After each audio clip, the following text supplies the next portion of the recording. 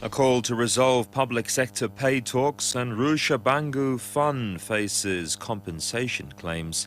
Good day to you.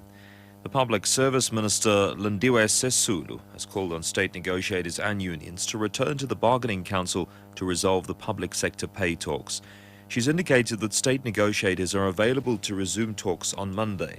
Negotiations were put on hold earlier this week as COSATU sought a mandate on government's latest offer. A ministerial spokesperson has confirmed that government has upped its latest offer to a general salary increase of 6.7% from 6.5%. The unions have lowered their demand from 8 to 7.5%. A spokesperson for controversial businessman Rushabangu's fund has confirmed that it has received 2 claims for compensation from tenants in the Midrand building in Pretoria. Tenants have threatened to take him to court for loss of income following the Tshwane municipality's decision to cut electricity after he failed to pay for rates and services. Spokesperson for the Ru Property Fund is Percy Shabangu. What we'll be doing is we'll be looking at each claim individually and assessing it from there. We've taken full responsibility for what has happened in the previous week, and we will compensate the tenants, but we will look at each case individually. ANC members who take the party to court may soon be sanctioned with automatic expulsion. The ANC Policy Conference in Midrand, north of Johannesburg, has adopted the proposal that taking the organisation to court constitutes automatic expulsion from the ruling party. KwaZulu-Natal ANC Secretary Zikile Zikalala.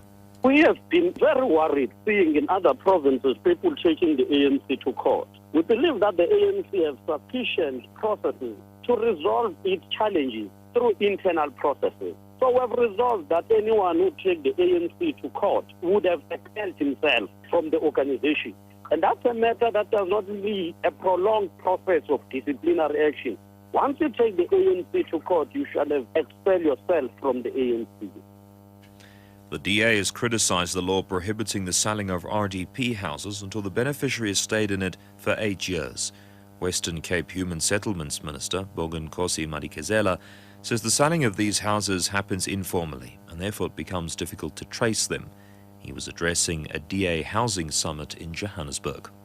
Should we give the title deeds before 8 years? That's a question that we need to answer. I mean, the state built a house for around 50,000 rand. People sell it after 3 years for 200,000. They pay back the 50,000 and they become 150,000 richer. So it stimulates the property market. There is no way that we'll be able to monitor the selling of these RDP houses.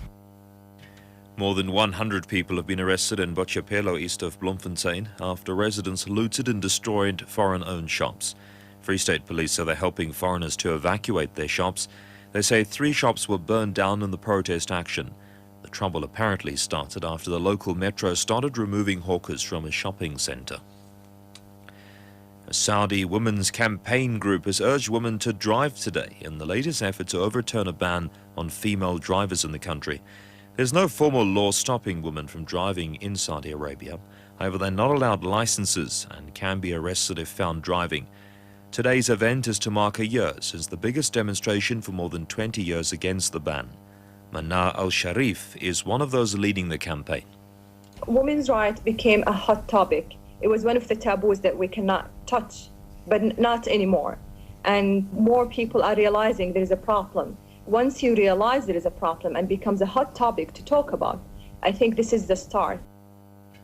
The top story at 5 o'clock, the Public Service Ministers called on state negotiators and unions to return to the bargaining council to resolve the public sector pay talks.